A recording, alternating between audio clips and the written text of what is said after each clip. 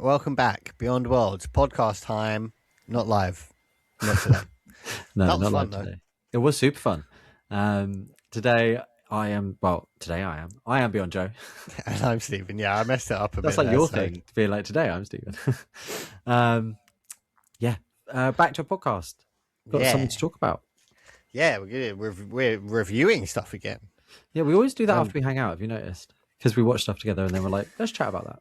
Yeah, and as well, like the combination of seasons. So like we True. don't do episode by episode reviews. We'll do a whole season.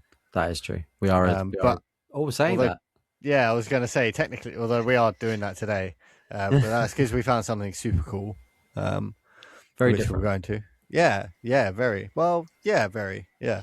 So it was very homage-y. A bit of a split podcast today. We're going to start off talking about what's its exact name, the Berserk YouTube video. The Dark Age. The Dark Age. Episode 1. Can be found just by simply Googling that on YouTube, which is searching that on YouTube. Don't Google on YouTube. That's bizarre. I'll send you a link and so in the description. We'll put that in the description. So check that out while you can, because who knows how long it will be up for. That's something else to bear in mind. Yeah, very true. They seem to try to cover their backs. That Funktalika guy and the Funkin' Park, he's had to take his music down. Well, there you go. Sad times. Sad times. So enjoy it while you can. Hopefully it's still there by the time you're listening to this. And then, so we'll talk about that for a little while. It's only an episode, about 20 odd minutes. It was just good. It was super cool. But then we're going on to Invincible season 4. Yeah, we did the last season, so we thought we'd do it again. Why not? Yeah, it was a good season. So really good season. Lots of changes, but all for the better, I think. Really enjoyed it. But let's get into Berserk, the Dark Age. Yeah, this was awesome, man. So it was like the beginning. It was like the first couple chapters of the manga, or maybe just first chapter of the manga, right? Yeah. Which is like post-eclipse, Guts, stumbling into the village to find Puck the fairy. But this wasn't like the newest anime that had all the 3D. This was very 1997 style. Yeah, absolutely. A bit more rough around the edges. The dubbing was a bit dubious, but I kind of gave it a bit of charm as well, because it was just like an old bad dub from the 90s, you know? Then talking. Mouth movement, then words. But it wasn't that bad. And the voice acting was interesting. There were points. It was very 90s. Yeah. You know? That sort of like really that got me. I like that. It had a really different animation style where there would be breaks and you sort of see sketches.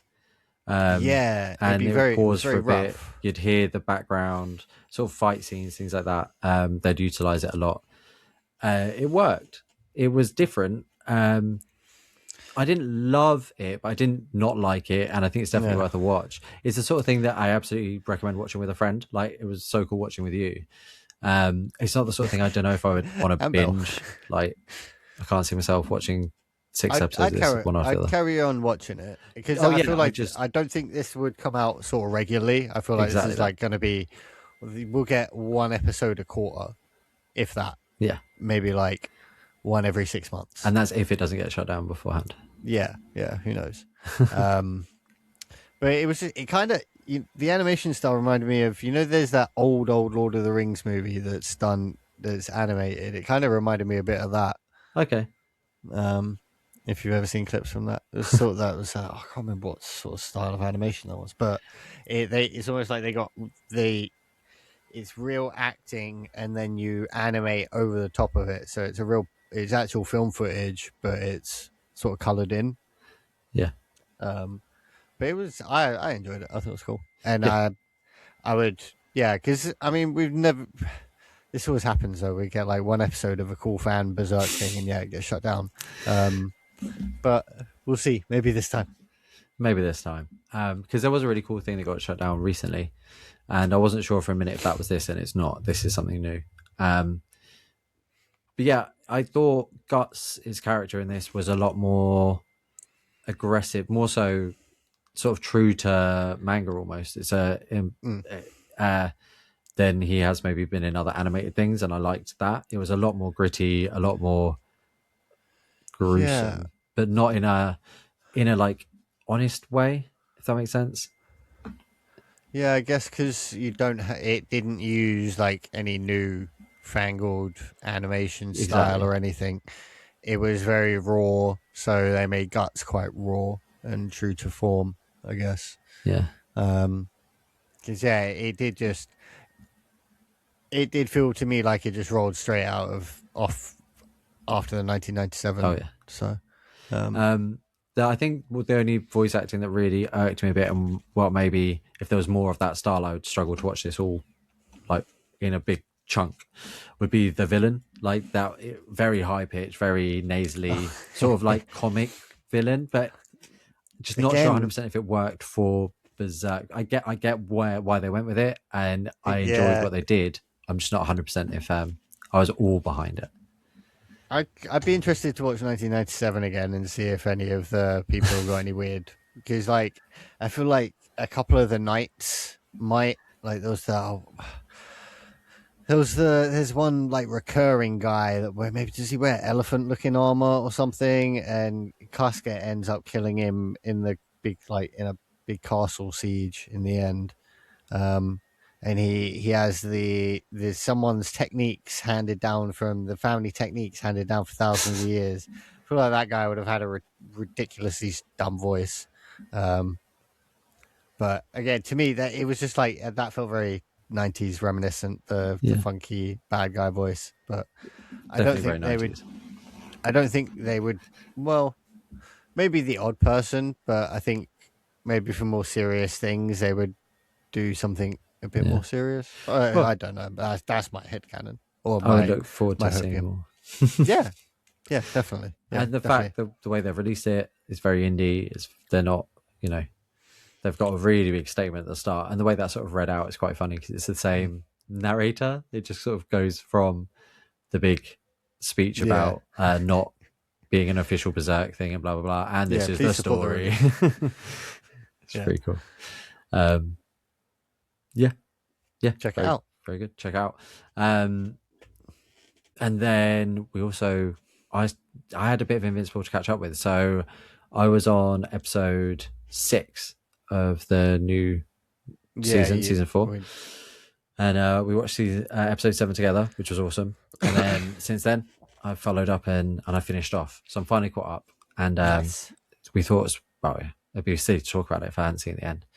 But what a season. It goes places. And obviously we know the story, so it's a bit, we're not going to spoil anything past the season, but we will spoil the whole of season 4, so we'll do better that much.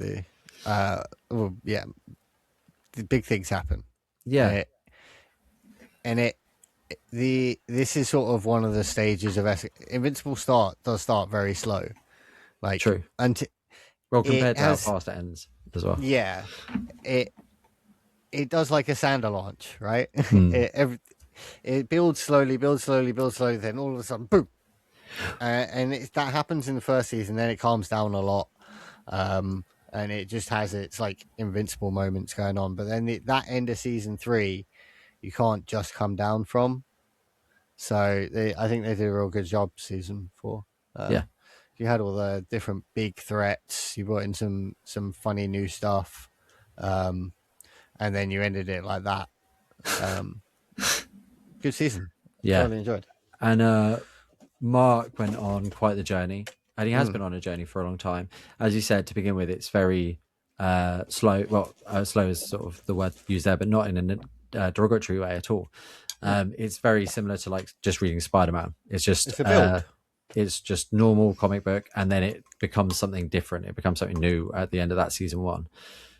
Mark obviously grows a lot, learns a lot about who he is, about his powers. He's a new superhero, but his dad's always been one. He's got this really strong sense of justice, right and wrong, and right there at the start when they're fighting the Sequids, and Mark has to make a decision, one to save the many, sort of thing, and he does it. Yeah, he smushes his face.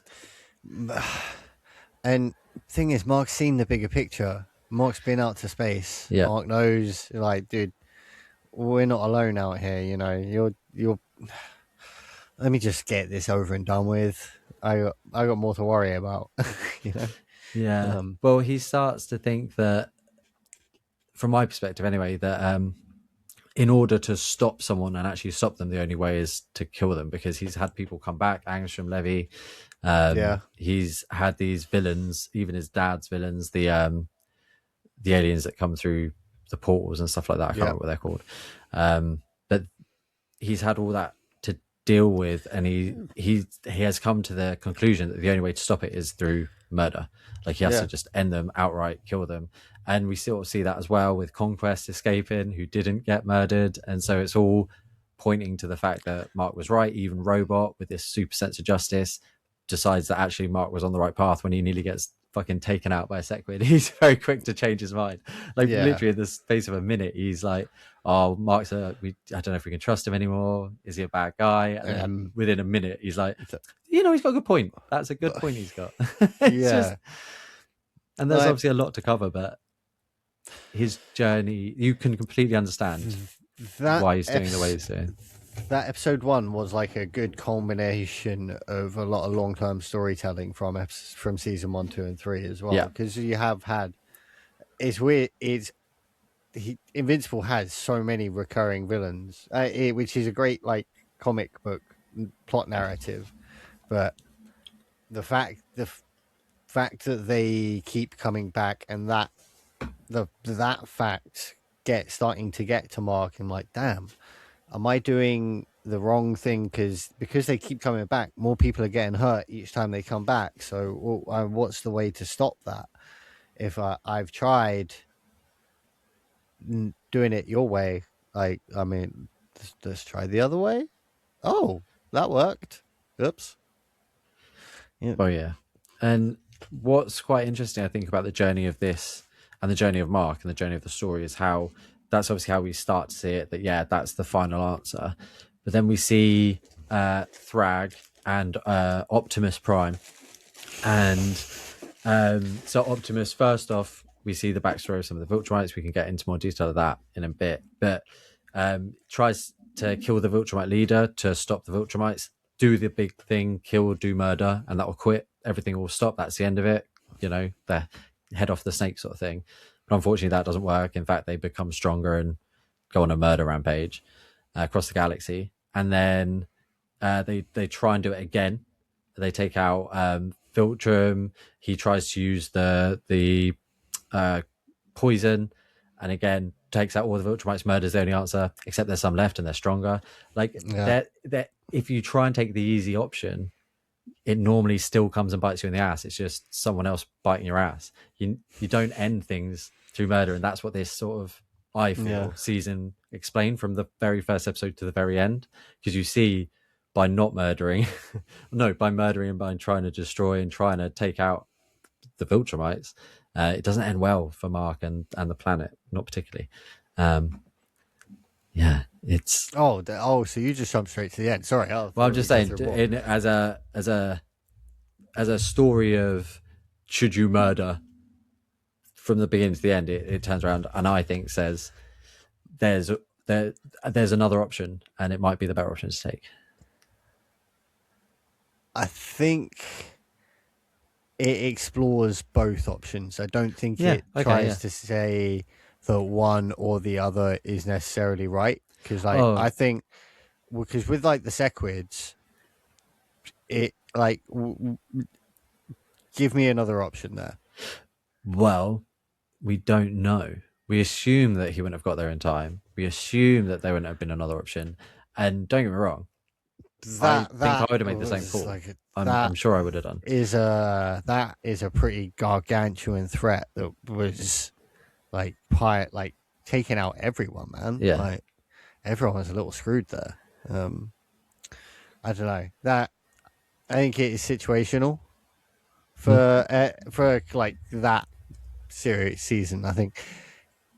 Yeah, I can't do. It's hard to do this without talking further ahead. As well. I do see your point. I think it's a little of both. Well, it's also interesting because you sort of say seeing ahead, but it is telling a different story. Characters like Debbie's.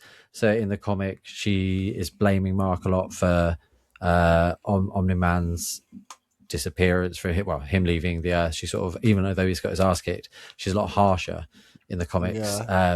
She's not as fleshed out in the same way as she is in the animation, and they make her a much stronger character, a much stronger woman, a powerful mother, an absolutely awesome character.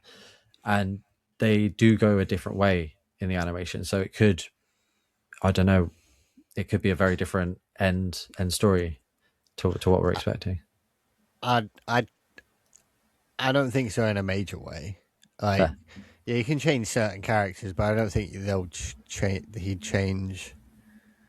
Because the ending, I think the ending's pretty damn good. I mean, that's just me, but no, I think it's good. I don't. So I don't think you'd want to change much of that. Well, I mean, I'd rather. Well, for me, I wouldn't want the Viltrumites to be on planet Earth. No, I'm talking about end.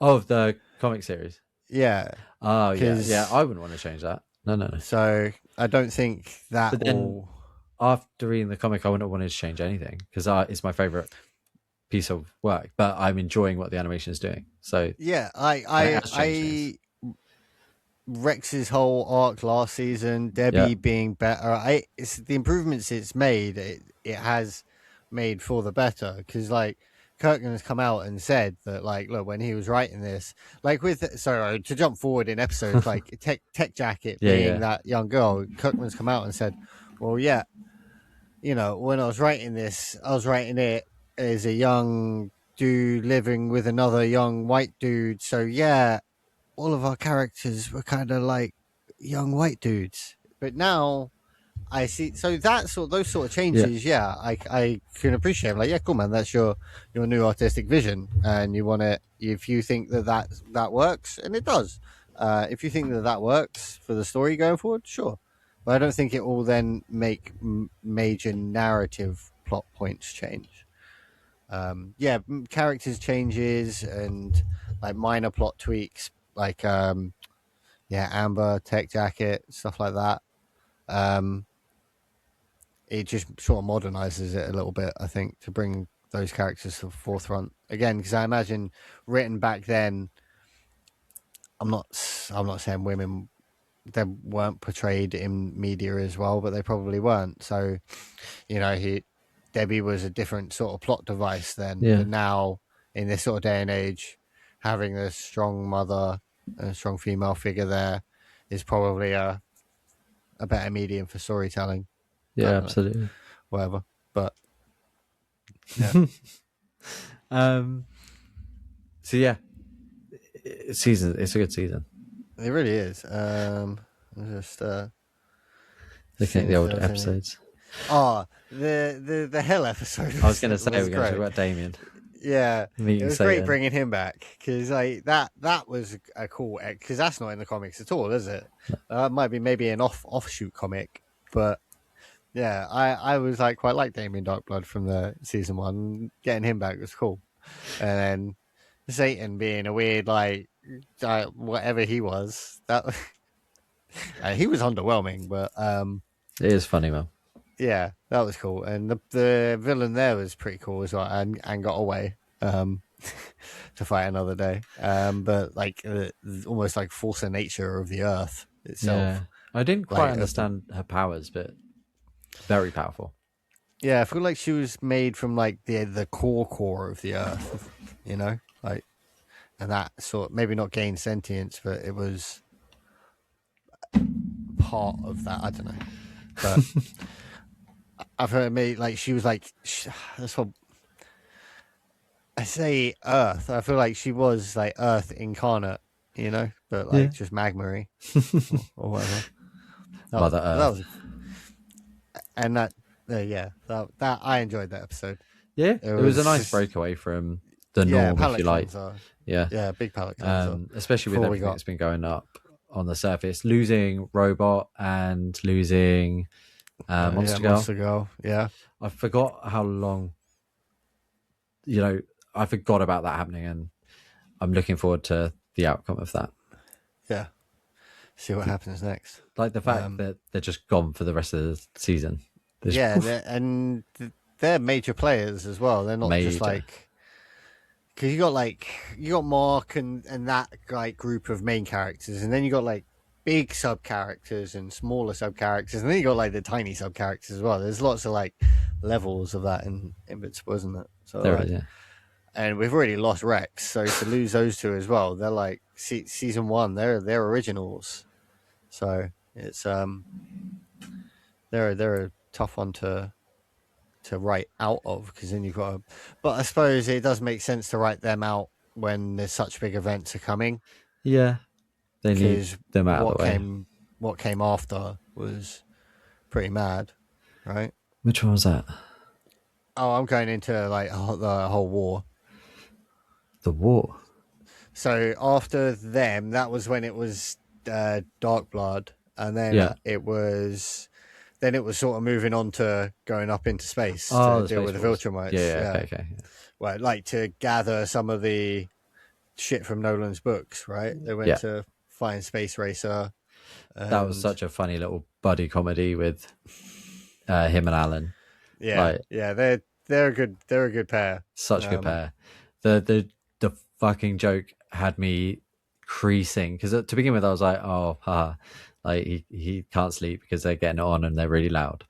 But like the 4th time it happened, and then like the payoff of we have loads of rooms. Like I thought you guys were a throuple, and it was just yes. Oh my god, he was so fucking angry. That guy was so scared. That was brilliant. We did skip over one of my favorite parts, and I thought it was done so well in the animation, was the conversation between Omni-Man and Art on the rooftop. Oh yeah, that was good. It's him trying to rekindle that friendship, hoping that maybe he can, get him back. Talks about having a costume made, and Art delivers the perfect line of like, sorry, I only make costumes for heroes. And it's just like, that's the end. Like he's basically saying, we're done, man, we're done. Yeah. Then Omni-Man flies off. I appreciate you coming to see me. I needed this closure. Thank you. I thought I would never get to tell you you're a dickhead. Yeah, and he did. He's like, you're not here. Yeah. And then he flies off, and you see just how panicked this guy. He basically is having a heart attack, because he was terrified that any second he was going to get his head blown to shit. And you would, though, wouldn't you? Dude. This guy is a cannon, like ready to go off at any second. He killed thousands of people. He destroyed his own family. We now know he's an evil alien. Well, I would say evil alien. Well, from their perspective. I mean, look at what Viltrumites have done to us. From Art's perspective, yeah. It's complex, isn't it? But I'm glad Art got that. Yeah, at least he got a bit closer. Character again. Yeah, compare that to the comics. It's so well developed. Yeah, everyone's more fleshed out, because I feel like you can flesh out a bit more in an animation than you could in a comic. I guess. Well, I guess you could do it in a comic, but it would just make each each issue more like novel size, right?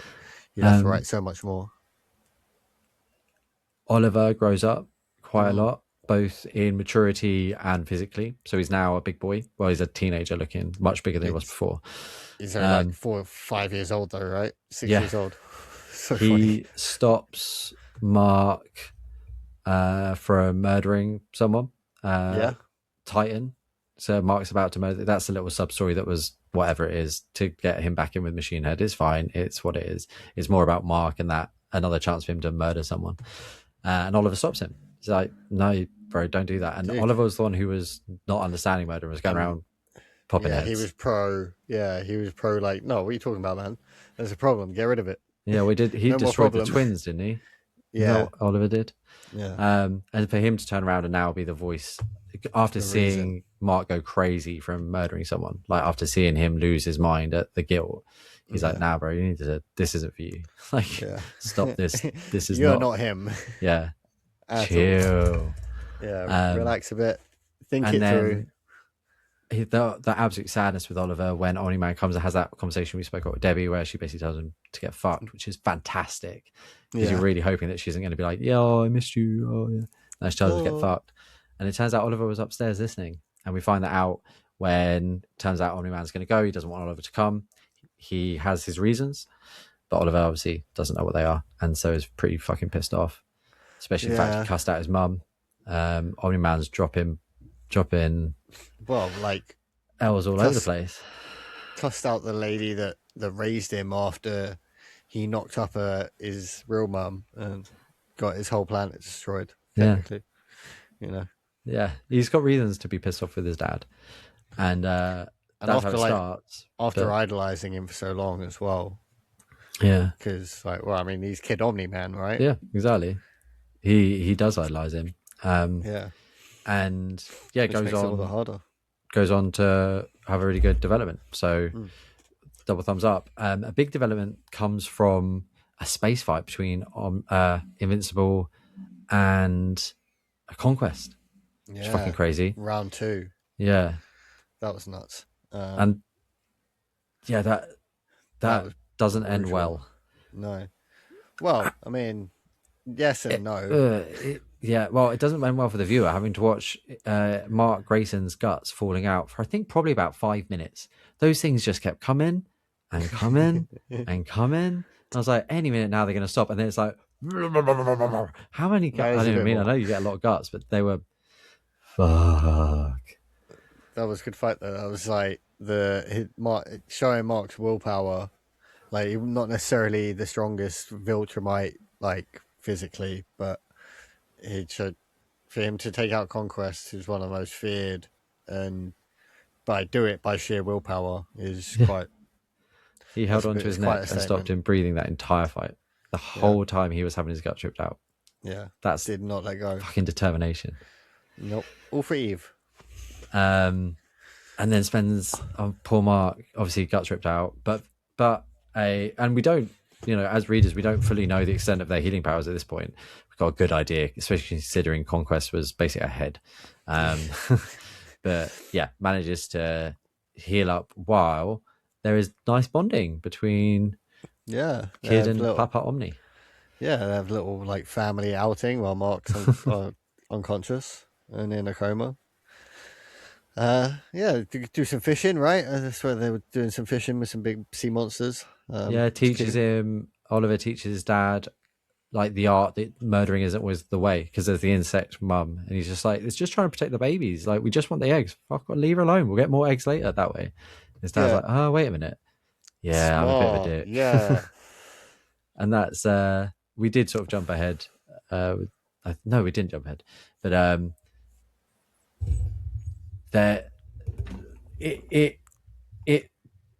where we've just seen Omni-Man going on this massive journey with Alan and apologizing to everyone and trying to fix all this stuff, and then to have these moments with his son, it's like the icing on the cake of him becoming actually a better person, because it's so hard, because he's can you be forgiven when you've killed thousands of people?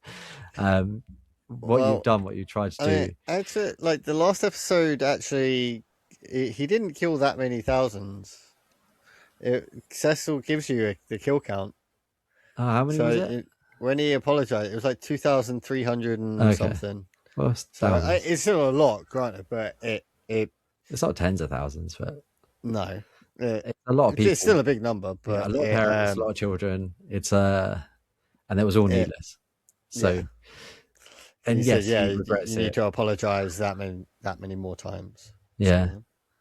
And obviously I've read the comic, but it's a hard, for a long time it's hard with Omni-Man, because he has done a lot wrong. But when you've been programmed for that many years, like I'm not using it as an excuse, but he is basically brainwashed by his culture for potentially. I mean, we don't know how old Nolan is, really. Well, I mean, I don't know how old it is. There might be a figure out there somewhere, but hundreds, potentially thousands of years old, just indoctrinated that entire time. Like, and for that indoctrination to be being broken in a few short years, and for the revelations that are happening, it's really interesting character development. Like, I think. I mean, well, he does get great character development, Omni-Man, and it is a really lovely progression that he goes through. Someone who I don't think gets much throughout the season is poor Adam Eve. She's sort of relegated to the baby bucket zone. Yeah, she's just preggers. Yeah. Yeah, she don't get too much. And that's not explored in a positive way either. That's like not in terms of her decision, because that's what happens towards the end, and that outcome I think is really touching and really key and iconic and important.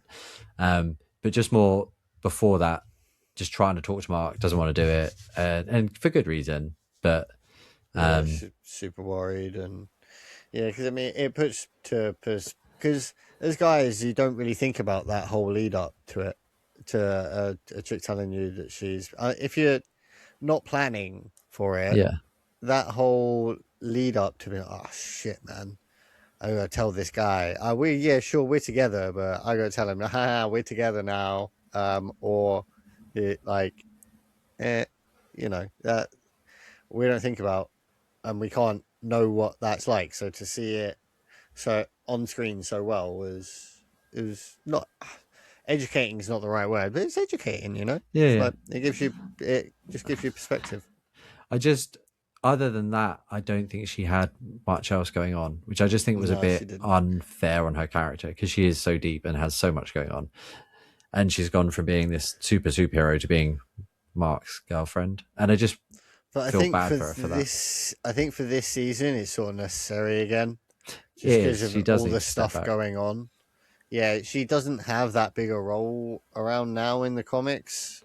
So for her to take a step back, again, she's in there when she's needed, and she plays key roles, and she's a big part of the overall narrative. So she's there for the important bits. That's what matters. Like the end of the last season with her powers going all doohickey because of being pregnant. If she went out, I feel like this Eve wouldn't have gone out to try, because be a superhero and try to use her powers in case they fucked up too bad, because she's had the fuck ups before, right? Even when her powers were working. One of the things I really don't understand, and I couldn't figure it out, knowing, because obviously when I read, I didn't know what I knew until I knew it. But so I knew that she was pregnant, and that's why her powers are fading. She goes to a robot who gives her the scan. Robots scan, this super scanner, 3D Uber scanner that's trying to pick up what's wrong with a superhuman, didn't pick up that she was pregnant. Or it did, and he chose not to tell her. Neither of those outcomes I want to believe. Does that make sense? So it's like, how did he not? And it's the sort of thing you would check. She's clearly fucking Mark. That's not something that they hide. I mean, I can see the not robot. Yeah, it's hard to put into words. So I can see him not telling her, but I don't know, the results probably would have been there on the screen, or I can't remember how he did this, whatever scan this was, but I think if you maybe just wasn't looking for that, doing blood tests. I genuinely, I think don't if someone that bit. So someone with superpowers has come, she says the superpowers aren't working. It's a woman. There's certain things that you check. You just, like, one of the doctor's first things I know they say to a lot of people when they come in with things that are wrong with it, could you be pregnant? The other thing, I know this is going to be a bit of a cop-out excuse. This robot is 11 years old. Even though he has the brain. Again, he's got embarrassed by other stuff like that before. Not it, so I could see it being a feasible reason for him not to check. So more likely he would be looking for the more intricate reasons. I don't know, but I could accept it. I would question it if I could remember the scene. I'd question it, but I'll find it because it's there. She's being scanned. She's gone to robot because robot healed monster girl. Try and look for what's wrong with her. Why is her powers fading? And he's like, I'm kind of nothing. You're perfectly healthy. Everything, all your signs are completely normal. It's like, well, they're not. She's pregnant. That's why I didn't get it. Maybe there's she wasn't quite pregnant yet, so it didn't show up. Or her powers were hiding it. Yeah, something like that. Yeah, mumbo jumbo. His powers are God, man. It seems like a hole. and I pick out holes. Yeah. It does no, seem it's like fair. a hole. It's fair to do. We can argue a reason, but yeah, it is. At the end of the day, it's a hole. Yeah, should have been patched. Moving forward, trying to think. Oh, obviously, we should talk about the ending and the big Viltrumite fight. Yeah, because they gather some people. We get some new characters. They all join the fight. Yeah, Battle Beast. We get Battle Beast. Thaddeus like rips off his clothes and I'm hench still. I'm ripped into Viltrumite granddad. Space Racer, Tech Jacket. It's weird. Raptor, alien. Yeah, eventually, Space Racer drags the Ragnars in, doesn't he? But it's weird. Like they send 7 people against all the Viltrumites. Like what? Was that it? I know that's what happens in the comics as well, but it's just a point I think about. Like, you sent 7 people. That one, that the rest of them are just going to get in the way. They'll just be used as meat weapons. They're not gonna. They have no protection. One punch, like one blow. And to be fair, it was like a sneak attack mission, wasn't it? Yeah, they were supposed to sneak in. The idea wasn't that they were going to get ambushed. Really so, but goddamn, Thrag was like. I prefer the artistic rendition of Thrag in the comics. I think he looks more imposing and more intimidating, but there's just something about the simplicity of how he looks animated that also adds to his intimidation factor. He looks a lot more like Freddie Mercury in the anime, in the cartoon, and I dig that. Like, yeah, I really like that. I like fucking... I said, how many times did I say this to you over the weekend? How many people get impact frames for getting punched?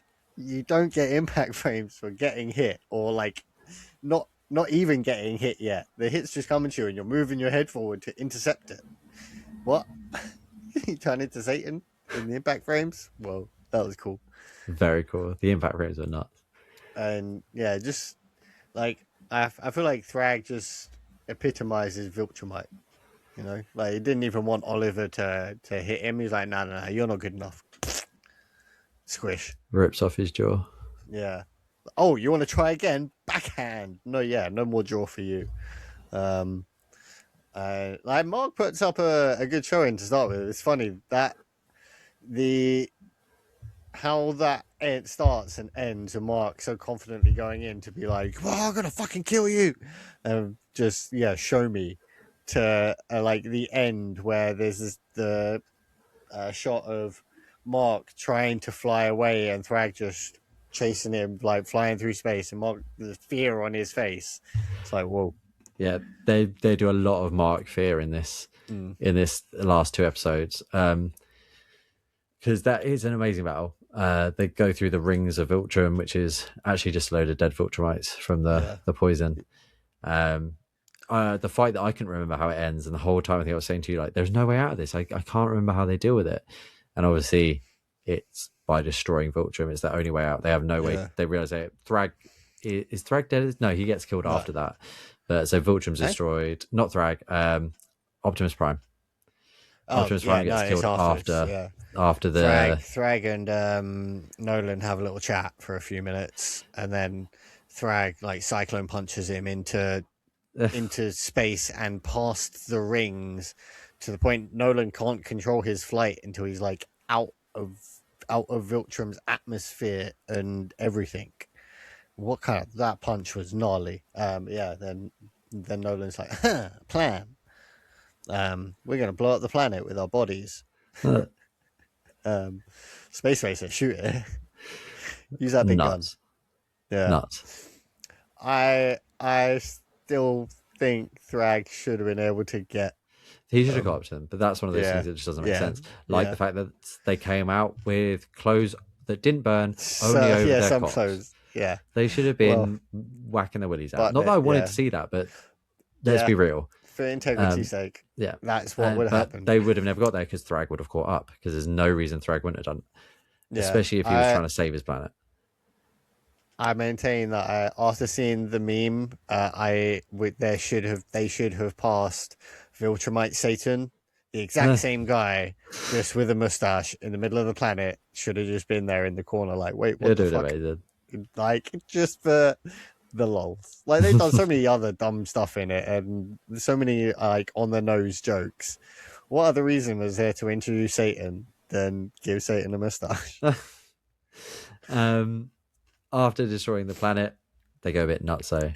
Thrag rips off Theodos's head. Yeah. Like, no more Theodos. He punches a hole through Nolan, through Omni-Man, right through his chest, and he pokes out 90% of Mark's eyes. Yeah, squeezes his head to... And then at the very last second realizes that actually there's not enough of them left, and that he needs to save every Viltrumite, no matter how...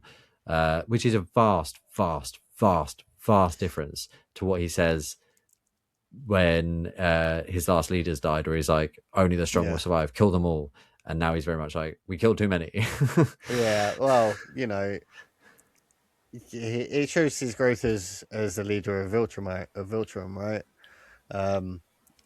He doesn't like what needs to be done, but he is willing to do it because it is for the greater good of the rest of his people. Which, if you include Mark and Nolan, there's 39 Viltrumites left, or 38 Viltrumites. No, 39 Viltrumites left. No. Yeah, 38 because Mark's not even a full-blooded Viltrumite. Yeah, very, very good. And then we get the journey. Like, they get picked up, they get healed, including Oliver. Luckily, he's found. So they're all being healed. Oliver's too far gone, so the others decide that actually the most likely place for the Viltrumites to go now is Earth, because they don't know where they've gone missing, and that's, you know, they got their planets, they think Viltrum's going to get their tit for tat sort of thing, and we see Earth being destroyed by the Viltrumites. It's horrible to watch, very painful. You see them just obliterating everything. Yeah, Mark's just... only for it to be a switcheroo, which I'd forgotten about, which got me. Very clever. It's all in Mark's head. Yeah, Mark's just going through all the shit. Even after he gets back, and he's with his loved ones, he's just constantly seeing them being fucking ripped to shreds because he knows that's it, because it is a possibility, right? It could. Still 30, 35 is, he doesn't know how many out there. Thrag is out there. That's all that matters. They did Conquest was that tough, and then Thrag turned up. Like, as a teenager as well, what do you think? Like, dude, man, I just went through that one, and now there's this one, and like, really, and all I want to go and do is not do this. Please. And on top of that, he gets the news that Eve didn't go forward with the pregnancy because she couldn't do it without him, and she couldn't tell him because of the danger that he'd be in knowing that she was at home. Which really, really affects him because he it breaks him even more because he's like, oh shit, man, I wasn't here for you. He was such a good boyfriend. Boyfriend. Oh shit, I wasn't here for you while you had to go through that. I am so sorry. This is all my fault. Good lad. I mean, to be fair, it is. I mean, I've said this about, maybe not to you, but like Superman. I don't understand how Lois hasn't had like a bajillion kids, because Superman's sperm has got to be insane. Viltrumite sperm has got. Why isn't there more Marks? Like Omni-Man was. Yeah, very good point. With Debbie. Like, maybe it's just hard to conceive. Possibly, and that's why it's like, but he also has to say goodbye to both his dad, so Omni-Man, and his mum Debbie, because she goes with Omni-Man because she wants to see Oliver, and it's quite a lovely, touching scene with her ex-boyfriend, with Debbie's ex-boyfriend, where he sort of just says, "No, that's your world. Like, this is your space world. You're one of the superheroes involved in this. The powers, as much as you say you're not, you are." So you've raised two of them. Yeah. Aliens. Alien baby. Come on. Two alien babies. Right? One of them's half bug. So then Mark's left on his own. Technically to defend the planet on his own. And that's when we find out what's actually happened. Well, does he go to meet Cecil first or after? He meets Cecil first, I believe. Yeah, he does, because he has a Thrag dream in Cecil's office, doesn't he? So he goes to have a chat with Cecil, and they sort of reconcile a little bit. Yes, they do. As much as Cecil's an asshole, I appreciate his stance, sort of always. Someone has to make the hard decisions. Yeah, he's a very good Nick Fury. Yeah, someone has to do it. Yeah. I'm glad it's not me. It's that simple. If our world was the Invincible world, I would be glad for that version of Cecil to exist. Absolutely, I would be very happy knowing that he was at the helm. I would. It might not always end well for you, but it's for the great good of everyone else. Yeah, everything's going to go better. It's like, shit, man, I might be in a bad situation for him. Remember, this guy's going to do something. He's got something. He teleports around the world like nothing, no one's business. Like, he's wasting all our money on teleports, so yeah, he'll fix it. But yeah, then Mark is constantly having these PTSD like day nightmares where Thrag's just turning up in whatever situation, whatever scene is happening. A variation of that scene happens where Thrag is there and fucks everything up.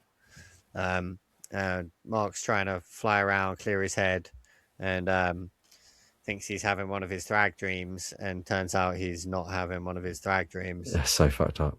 Yeah, so well set up. Yeah, so that's like, is it real? Is it not?